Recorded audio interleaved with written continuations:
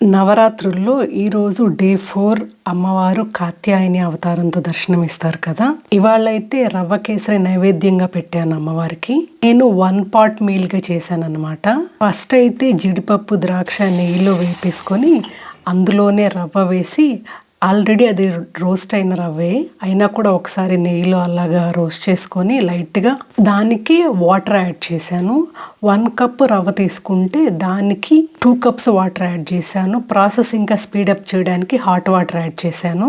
ఇంకా తెలిసిందే కదండి, రవ్వ ఫాస్ట్గానే కుక్ అయిపోతుంది. దానికే ఇంకా షుగర్ కూడా యాడ్ చేశానండి. నేను ఎప్పుడు బెల్లంతో ట్రై చేయలేదు. ఈ ఒక్క డిష్ మాత్రం ఎందుకు షుగర్తోనే, అది కూడా రా షుగర్తో చేస్తాను. మేము ఇంట్లో కూడా రా షుగరే యూస్ చేస్తాము.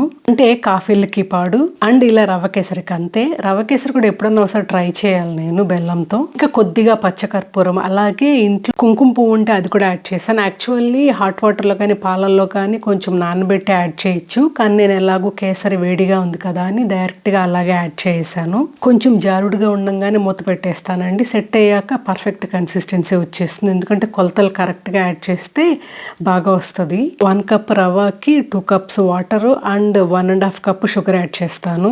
ఇంకా నైవేద్యం అవ్వగానే ఫస్ట్ తులసమ్మ దగ్గర అయితే దీపం పెట్టేశాను. తులసికోట పూజ అయిన తర్వాత ఇంకా నైవేద్యాన్ని ప్రసాదం బౌల్లోకి ట్రాన్స్ఫర్ చేసుకొని పూజ మొదలు పెట్టేశాను. రేటుతో పోలిస్తే ఇవాళ కొంచెం ఎర్లీగానే చేశాను. ఎందుకంటే వెళ్ళాల్సిన పేరెంటాలు చాలానే ఉన్నాయి. ఇవాళ నైవేద్యం పెట్టేసి పూజ అయితే చక్కగా చేసుకున్నాము ఇంట్లో అందరం కలిసి.